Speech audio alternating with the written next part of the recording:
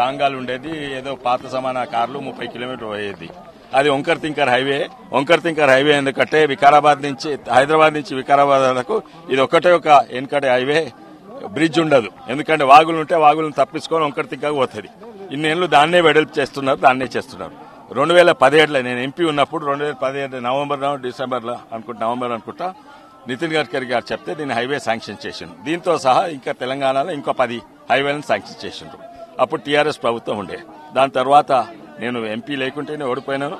తర్వాత టీఆర్ఎస్ ప్రభుత్వం వాళ్ళు నిధులు కేంద్రం శాంక్షన్ చేసినా, హైవే శాంక్షన్ చేసినా ల్యాండ్ అక్విజిషన్ మాత్రము లోకల్ రాష్ట్ర ప్రభుత్వం పాత్ర. టీఆర్ఎస్ ప్రభుత్వం అంతటా చేసింది, ఇక్కడ చేయలేదు. ఇప్పుడు కరీంనగర్ చేసింది, నల్గొండలు చేసింది, ఇక్కడ చేయలేదు. 4 ఏళ్లు డీలే. వాళ్ళకేంది వాళ్లకు రంగారెడ్డి జిల్లా చూస్తే వాళ్ళకి ఇక్కడ రియల్ ఎస్టేట్ కనబడుతుంది కానీ రంగారెడ్డి జిల్లా ప్రజలు కనబడదు. ఇప్పుడు వాళ్ళ రియల్ ఎస్టేట్ ప్రాజెక్ట్స్ కూడా అక్కడనే ఉన్నాయి. నేను బీఆర్ఎస్ నుండి తీసుకొచ్చిన గతంలో ఉన్నప్పుడు 2017లో తీసుకొచ్చిన. 18 తర్వాత నేను లేకుంటే ఎంపీ నేను బీఆర్ఎస్ వదిలిపెడితే ఇమీడియట్లీ ల్యాండ్ అక్విజిషన్ కాదు. ల్యాండ్ అక్విజిషన్ సమయంలో 5 ఏళ్లు వాళ్ళు అక్విజిషన్ మొదలు పెట్టలేదు.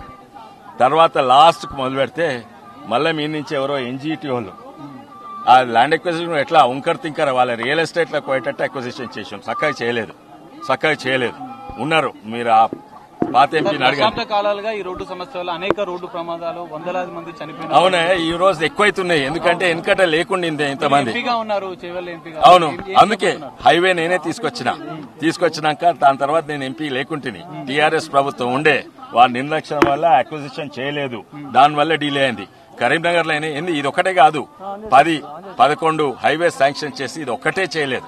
ఎందుకు కరీంనగర్ లో నల్గొండలో అంతటైనాయి, ఇక్కడ ఎందుకు కాలేదు? అక్విజిషన్ బాధ్యత ఎవరిది? పాత్ర ఎవరిది? రాష్ట్ర ప్రభుత్వం ఎవరుండే? టీఆర్ఎస్ ఇప్పుడు పేరు మార్చుకున్నారు బీఆర్ఎస్ అని. వాళ్ళు అక్వైర్ చేయలేదు.